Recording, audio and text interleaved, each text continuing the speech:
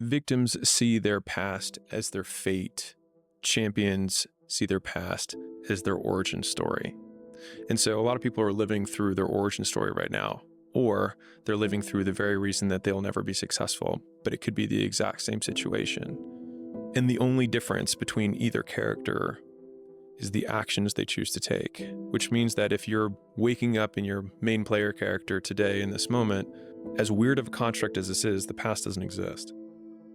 Just gone. It's not anywhere. And so the only thing that we absolutely have control over is the actions that we take right now.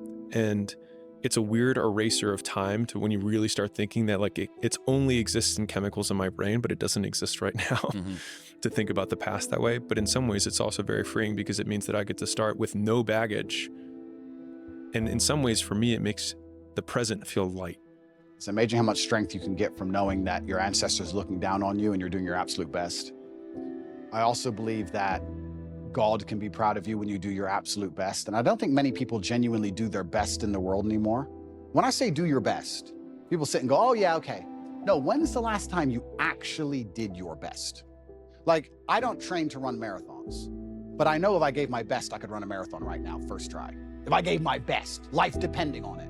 When's the last time people have genuinely given their best to anything? There are people going through the world and going through life today that don't give their best or 100% effort to anything ever. Ever. They can't remember the last time they tried. Everybody judges by success of money or business accomplishments or games you won and things like that. The true measure of success is how happy are you?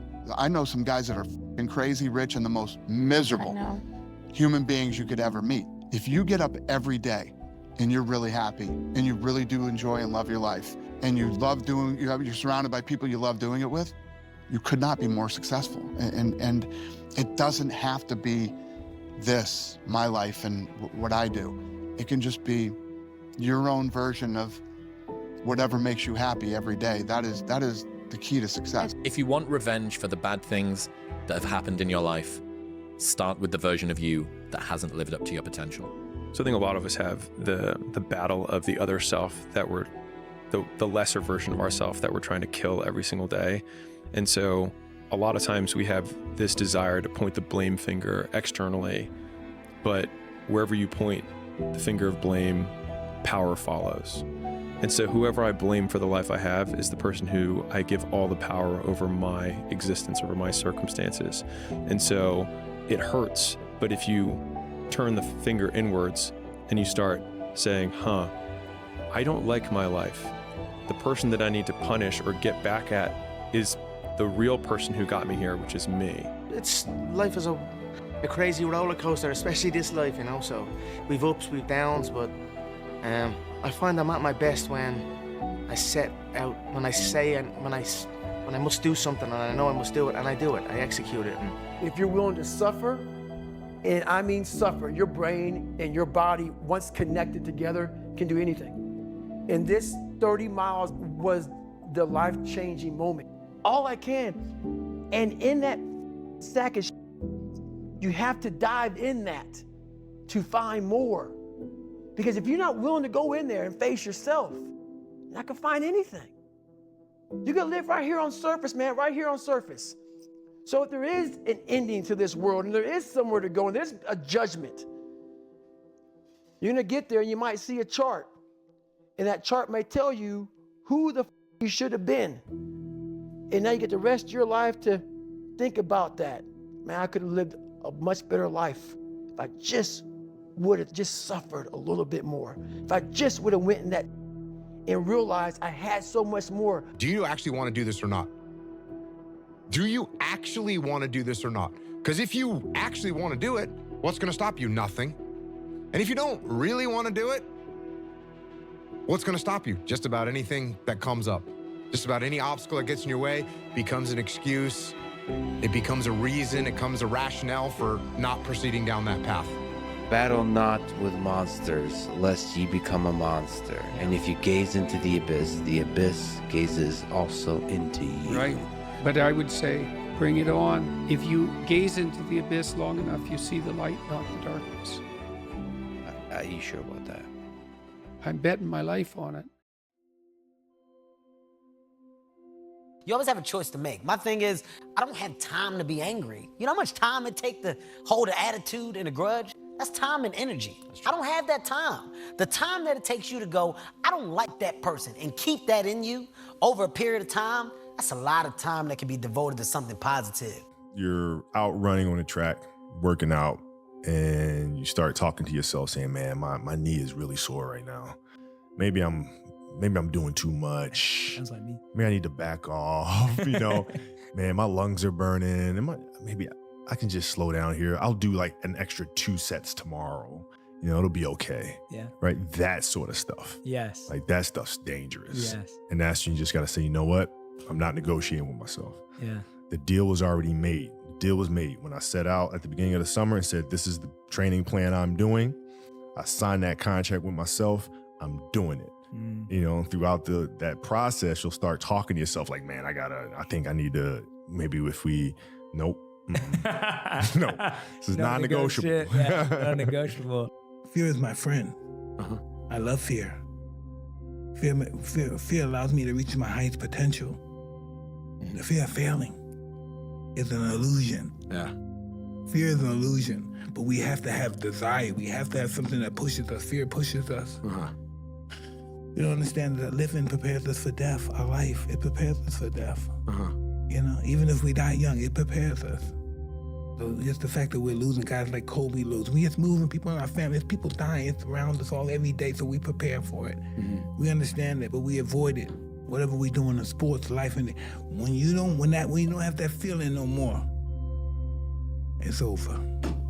Listen, you think a deer comes to a lake. He feels the intention is a lion in the tree. So normally he'll jump 50 feet, but with that fear, he jumps 40 feet. Yeah. It's the flight of, it's survival. Our fear makes us think things that don't even exist. Our biggest fear never happened. Whatever we're afraid of in life, our biggest fear never happens. We go to our grave saying, wow, this shit never happened. I was waiting for this, it never came, you know? It's just, it motivates us. I also think that God is pleased with you when you show him the beauty of his creation. I think that God is pleased with you when you work as hard as you possibly can and you do the best you can in anything you're going to attempt. God loves people who work hard and try hard. And in my own personal life, I can see that God is very happy with me when I give it 100%. And very few people give anything 100% anymore. It's very rare you meet somebody and if they're honest with themselves and with you and with God, say, I gave it everything I had. They gave it some, they tried a bit, they got demotivated, they got distracted, they got tempted. But when you truly give your 100% to something, I think that makes God very happy with you. And I think he rewards us for that. I think that you have to live, there's a lot of practical advice I can give. In terms of the religious sense, I would say you need to live like God is always watching. You may have the opportunity to do something bad, or you may have the opportunity to steal some money or snake somebody, but in the end, you're going to pay for that, and the bill will be paid. I think if you do the right thing, in my experience, if you're a person who does the right thing, firm handshake, is on time, doesn't lie to anybody, does what he's supposed to do, is honest with a good heart, is genuinely polite to everyone he meets. If you are that person, you get very far in life. I've yet to meet people who just do all the simple things right, who completely fail at life. We're not men because we face the battle and we get immediately victory every time a battle comes up. We're men because we face the battle and we stay in the battle when we feel like we're losing and we feel like we're getting beat up. But we stay in there and we keep fighting. And we plant our feet and we say, until death do I part, this is me and I will fight this battle, regardless of what the battle is. The easiest thing I've done was to get out from under the labels and to live the life that I live. The most difficult thing I've ever done was to believe that I can do it. You always get this talk about, well, you made the best decision you could with the information that you had at the time. And it kind of sounds like a cop-out in a way, but it's actually not a cop-out at all. You make the best decision that you can with the information that you have at the time.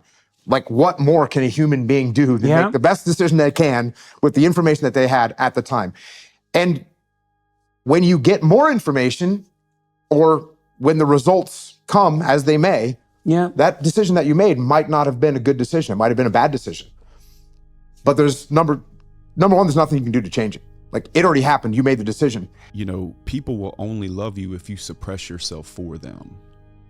For example, I always get picked on in Louisiana for ordering healthy food or being in a certain amount of shape. It's almost like it's a reverse of fat shaming. You know, they want to suppress you and make you smaller so they can feel better about themselves. And if you realize that you're getting manipulated in that way, it starts to become very easy to take control of your own life, because they're going to love you until you do something great enough that they're going to now become uncomfortable and have to look back at their selves and the decisions that they made and be uncomfortable with themselves. And the only way they can fight that is to suppress you, because now they have to use you as a frame of reference from coming from the same place. And I think that's why suppression always gets wrapped in love, is people act like they care about you or they tell you you've changed. Well, fucking, I hope I've changed. I hope I'm changing every day, because that's where all the happiness is. You know, it's always climbing the mountain, not getting to the top, right? Try not to resist the changes that come your way. Instead, let life live through you. And do not worry that your life is turning upside down or not going the way that you want it to. How do you know that the side you are used to is better than the one that's to come? And even if you're not where you want to be in life and you're grinding and you're on that hustle. And there's a lot of people like that, right? I get it. Keep grinding, but also appreciate it. Appreciate that hustle. Appreciate this thing. Appreciate this fucking beautiful, chaotic, unknown existence you're in. The thing we call life. Yeah, that you don't know what the fuck is gonna happen. It's open-ended. It's wide.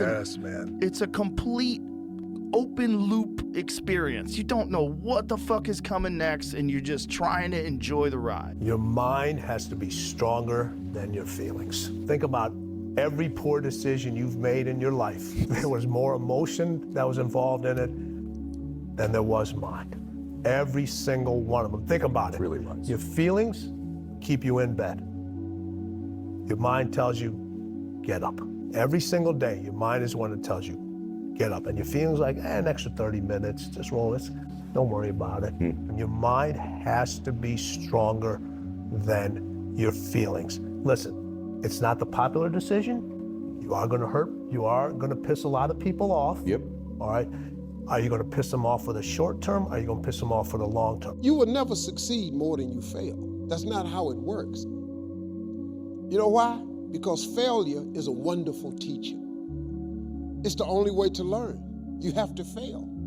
Failure is a part of the process to becoming successful. I tell people this all the time. Michael Jordan, the greatest basketball player in the world, he took 946 game-winning shots. 946 times since he was in high school, the ball has been in his hand to take the game-winning shot with no time on the clock. He has only made 146 of those. He has missed over 700 times, but he has made 146. You know what they write about? When he make it. They write about when you make it. So guess what? When you get through failing, all you got to do is make one. You have to be okay with being misunderstood. You have to be okay with being rejected. You have to be okay with not thinking like the 99%. If you want to lead, you have to lead from a place of confidence. And the worst thing you want to be is be a follower that follows followers. It's the worst thing that you can be. A sheep that follows sheep. A leader is the one that sets the direction, is the one that thinks on their own terms, whether they're right or wrong, whether you agree with it or not. You have to be able to turn your back to the crowd. You must be able to turn your back to the status quo and the norm, because usually the norm is dictated, like we said, by perceptions that are managed by extremely powerful entities and people. And it's usually based off of a very limited set of rules and beliefs and a preconceived set of plans. If you want to be a leader, you have to lead yourself first. And you have to lead yourself through free thought and through critical thinking. And unless you develop those things, then you're going to just be a follower of followers. Don't eat with people you wouldn't starve with. To me, like, loyalty is really big. Because then if you invest in certain people in your life and they stick by you and you stick by them, and what else is life about? Yeah, well, hardship will show you who your real friends are. That's for sure. It'll also show you who really has put in the time to try and understand you and understand people. Like, people are complicated. You're not as far away from these dreams as you think you are. But because you think it's so far away, you behave in accordance with that belief system, and it always keeps it that far away from you. First thing is you need to believe and know that you're one decision, one relationship, one meeting, one book, one thought, one something away from a completely different life. And when you know that, then you begin to look for them. Do you be yourself and make sure that you love being yourself. And it's gonna be roadblocks, it's gonna be tribulations, but always remember, this is a life experience. Accept the experience, appreciate the experience, and learn how to move on from things that don't serve you well, and find your journey. You gotta be hungry, man. I mean, I know how I felt I know how I felt aspiring to be something before anybody ever knew. I know what it felt like to be in the gym by myself when nobody cared, and I wanted to be successful so bad. I wanted to be a basketball player so bad. Every part of me, was going to put everything into that. And don't be afraid of what other people say about you for doing that. Because, when people say it's not cool or whatever, well, who defines what is cool or what isn't cool? This is just about you, your career, your passion. And if other people, mock you for being different, then I would rather be mocked for being different than being safe.